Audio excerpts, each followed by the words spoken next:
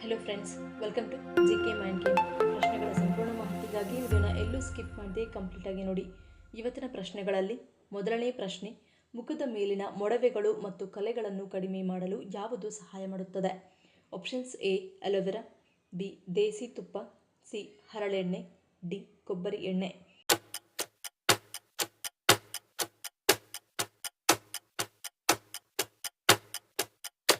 ಸರಿಯಾದ ಉತ್ತರ option B ದೇಸಿ ತುಪ್ಪ. ಹೊಕ್ಕಳು ನಮ್ಮ ದೇಹದ ಒಂದು ಪ್ರಮುಖ ಭಾಗವಾಗಿದೆ. ಇದು ಅನೇಕ ನರಗಳಿಗೆ ಸಂಪರ್ಕ ಹೊಂದಿದೆ. ಹೊಕ್ಕಳಿನ ಮೇಲೆ ದೇಸಿ ತುಪ್ಪವನ್ನು ಹಚ್ಚುವುದರಿಂದ ಅನೇಕ ಆರೋಗ್ಯ ಪ್ರಯೋಜನಗಳಿವೆ. ತುಪ್ಪವು ಹೊಕ್ಕಳಿನ ಗಾಯಗಳು ಅಥವಾ ಶುಷ್ಕತೆಯನ್ನು ತೆಗೆದುಹಾಕುತ್ತದೆ. ಇದು ಮುಖದ ಮೊಡವೆ ಮತ್ತು ಚರ್ಮದ ಕಲೆಗಳನ್ನು ಕಡಿಮೆ ಮಾಡುತ್ತದೆ. ದೇಹದಲ್ಲಿ ಉರಿಯೂತವನ್ನು ಕಡಿಮೆ ಮಾಡುತ್ತದೆ. ಹೊಕ್ಕಳಿನ ಮೇಲೆ ತುಪ್ಪ ಹಚ್ಚುವುದರಿಂದ ಮಹಿಳೆಯರಿಗೆ ಪಿಸಿಒಡಿಯಂತಹ ಸಮಸ್ಯೆಗಳಿಂದ ಪರಿಹಾರ ಸಿಗುತ್ತದೆ. ಎರಡನೇ ಪ್ರಶ್ನೆ, ಕೆಲವರಿಗೆ ಕೆಲವೊಮ್ಮೆ ಕಿವಿಯಲ್ಲಿ ಗುಯ್ ಎನ್ನುವ ಶಬ್ದ ಕೇಳಲು ಕಾರಣವೇನು? ಆಪ್ಷನ್ಸ್: ಎ ನರ ಸಮಸ್ಯೆ, ಬಿ ತಣ್ಣೀರಿನ ಸ್ನಾನ, ಸಿ ಗಾಯಗಳು, ಡಿ ಮೇಲಿನ ಎಲ್ಲವೂ.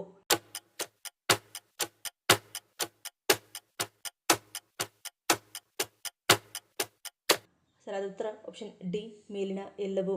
ಇಂತಹ ಸಮಸ್ಯೆ ಕೆಲವರಿಗೆ ಕೇವಲ ಒಂದು ಕಿವಿಯಲ್ಲಿ ಮಾತ್ರ ಇರುತ್ತದೆ, ಇನ್ನು ಕೆಲವರಿಗೆ ಎರಡೂ ಕಿವಿಯಲ್ಲಿ ಇದೇ ರೀತಿಯಾಗುತ್ತದೆ. ಇದಕ್ಕೆ ಪ್ರಮುಖ ಕಾರಣವೆಂದರೆ ನರಮಂಡಲದ ಭಾಗದಲ್ಲಿ ಸಮಸ್ಯೆ ಉಂಟಾಗುವುದು.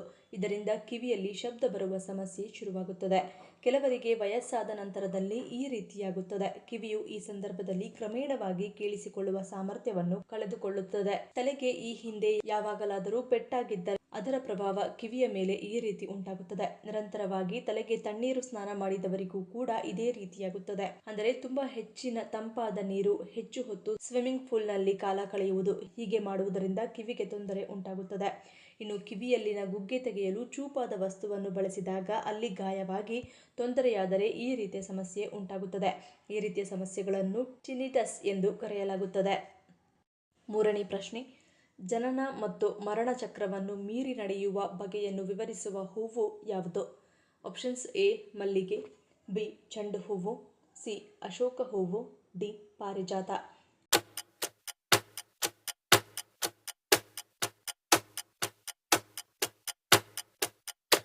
ಸರಿಯಾದ ಉತ್ತರ ಆಪ್ಷನ್ ಡಿ ಪಾರಿಜಾತ.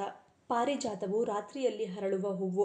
ಇದರ ಹೂವುಗಳು ಬೆಳಗ್ಗೆ ಉದುರಿ ಹೋಗುವುದರಿಂದ ಇದನ್ನು ದುಃಖದ ಮರ ಎಂದು ಕರೆಯಲಾಗುತ್ತದೆ.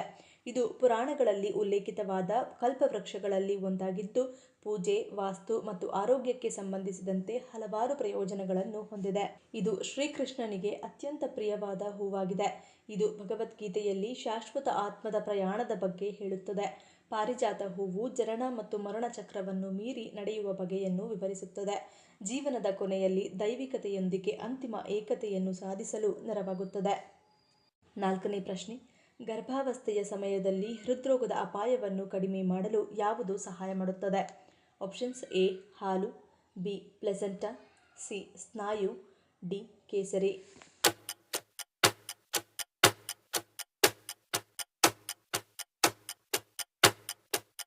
ಸರಿಯಾದ ಉತ್ತರ ಆಪ್ಷನ್ ಡಿ ಕೇಸರಿ. ಕೇಸರಿಯು ಉತ್ಕರ್ಷಣ ನಿರೋಧಕಗಳು, ಫ್ಲವನಾಯ್ಡ್ಗಳು ಮತ್ತು ಪೊಟ್ಯಾಷಿಯಂಗಳನ್ನು ಹೊಂದಿದ್ದು, ಅದು ಹೃದಯ ಕಾಯಿಲೆಯ ಅಪಾಯವನ್ನು ಕಡಿಮೆ ಮಾಡುತ್ತದೆ.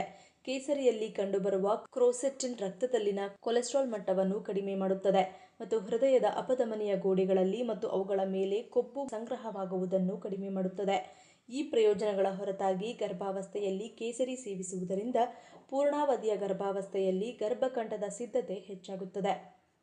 ಐದನೇ ಪ್ರಶ್ನೆ, ಕೋಳಿ ಮೊಟ್ಟೆಗಳು ಕೆಟ್ಟಿವೆ ಎಂಬ ಸ್ಪಷ್ಟ ಸಂಕೇತವು ಯಾವುವು? ಆಪ್ಷನ್ಸ್: ಎ ವಾಸನೆ, ಬಿ ಮಂದ ಬಣ್ಣ, ಸಿ ನೀರಿನಲ್ಲಿ ತೇಲುವುದು, ಡಿ ಮೇಲಿನ ಎಲ್ಲವೂ.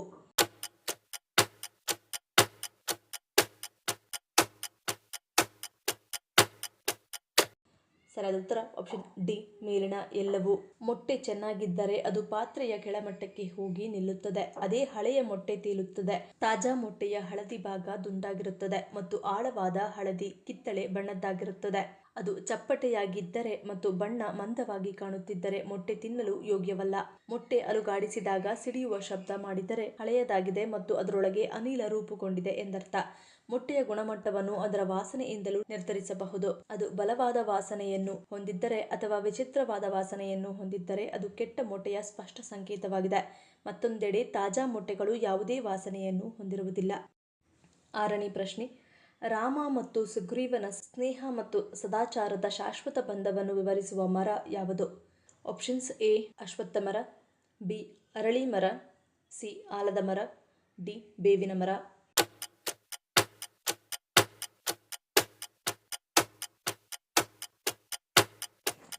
ಸರಿಯಾದ ಉತ್ತರ ಆಪ್ಷನ್ ಎ ಅಶ್ವತ್ಥ ಮರ.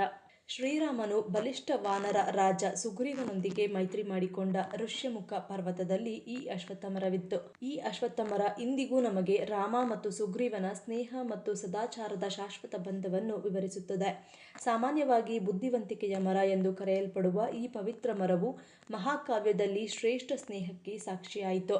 ಅಶ್ವತ್ಥ ಮರವು ಮೇಲಕ್ಕೆ ಚಾಚಿರುವ ಅದರ ಕೊಂಬೆಗಳು ಮತ್ತು ಆಳಕ್ಕೆ ಹೋಗಿರುವ ಬೇರುಗಳು ಸ್ವರ್ಗ ಮತ್ತು ಭೂಮಿಯ ನಡುವಿನ ಸಂಪರ್ಕವನ್ನು ಪ್ರತಿನಿಧಿಸುತ್ತದೆ. ಇದು ಏಕತೆ ಮತ್ತು ಧರ್ಮದ ಶಕ್ತಿಯ ಸಂಕೇತವಾಗಿ ನಿಂತಿದೆ. 7ನೇ ಪ್ರಶ್ನೆ, ಕ್ಯಾನ್ಸರ್ ಕೋಶಗಳನ್ನು ತೆಗೆಯಲು ವೇಗವಾಗಿ ನೆರವಾಗುವುದು ಯಾವುದು? ಆಪ್ಷನ್ಸ್: ಎ ಮೇಕೆ ಮಾಂಸ, ಬಿ ಸಮುದ್ರದ ಮೀನು, ಸಿ ಏಡಿ, ಡಿ ಸೀಗಡಿ.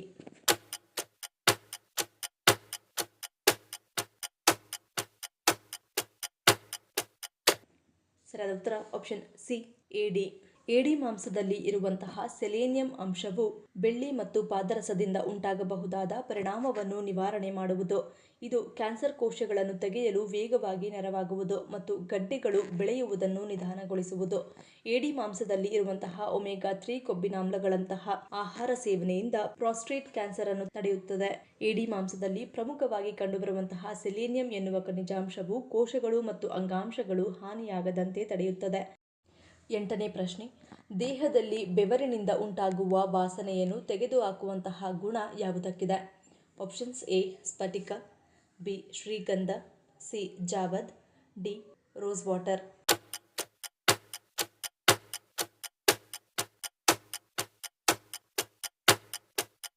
ಸರಿಯಾದ ಉತ್ತರ ಆಪ್ಷನ್ ಎ ಸ್ಫಟಿಕ. ನೈಸರ್ಗಿಕ ಬ್ಯಾಕ್ಟೀರಿಯಾ ವಿರೋಧಿ ಗುಣಗಳು ಸ್ಫಟಿಕದಲ್ಲಿ ಕಂಡುಬರುತ್ತವೆ. ಇದು ದೇಹದಲ್ಲಿ ಬೆವರಿನಿಂದ ಉಂಟಾಗುವ ವಾಸನೆಯನ್ನು ಹಾಗೂ ಉತ್ಪತ್ತಿಯಾಗುವ ಬ್ಯಾಕ್ಟೀರಿಯಾವನ್ನು ಕೊಲ್ಲುತ್ತದೆ. ಇದರ ಸಂಕೋಚಕ ಗುಣಗಳು ಚರ್ಮದ ರಂಧ್ರಗಳನ್ನು ಕುಗ್ಗಿಸುತ್ತವೆ, ಜೊತೆಗೆ ಬೆವರುವಿಕೆಯನ್ನು ಕಡಿಮೆ ಮಾಡುತ್ತದೆ ಮತ್ತು ದೀರ್ಘಕಾಲದವರೆಗೆ ತಾಜಾವಾಗಿರಿಸುತ್ತದೆ. ಸ್ನಾನದ ನೀರಿನಲ್ಲಿ ಒಂದು ಸಣ್ಣ ತುಂಡು ಸ್ಫಟಿಕವನ್ನು ಹಾಕಿ ಕರಗಲು ಬಿಟ್ಟು ನಂತರ ಅದೇ ನೀರಿನಿಂದ ಸ್ನಾನ ಮಾಡುವುದರಿಂದ ಇಡೀ ದೇಹದಿಂದ ಕೆಟ್ಟ ವಾಸನೆಯನ್ನು ಇದು ತೆಗೆದುಹಾಕುತ್ತದೆ. ಸ್ಫಟಿಕವನ್ನು ಸ್ವಲ್ಪ ತೇವಗೊಳಿಸಿ ಕಂಕುಳ ಅಥವಾ ಪಾದಗಳ ಮೇಲೆ ಉಜ್ಜಿಕೊಳ್ಳುವುದರಿಂದ ಇದು ಬ್ಯಾಕ್ಟೀರಿಯಾವನ್ನು ಕೊಲ್ಲುತ್ತದೆ. ಅದರ ಬೇರುಗಳಿಂದ ಬರುವ ಕೆಟ್ಟ ವಾಸನೆಯನ್ನು ನಿವಾರಿಸುತ್ತದೆ. ಮನುಷ್ಯ ಸಾಯುವ ಮುನ್ನ ಮಲಮೂತ್ರ ವಿಸರ್ಜನೆಯಾಗಲು ಕಾರಣವೇನು? ಆಪ್ಷನ್ಸ್: ಎ ಭಯ, ಬಿ ಇಂದ್ರಿಯ ನಾಶ, ಸಿ ದೇಹ ಶುದ್ಧಿ, ಡಿ ಒತ್ತಡ.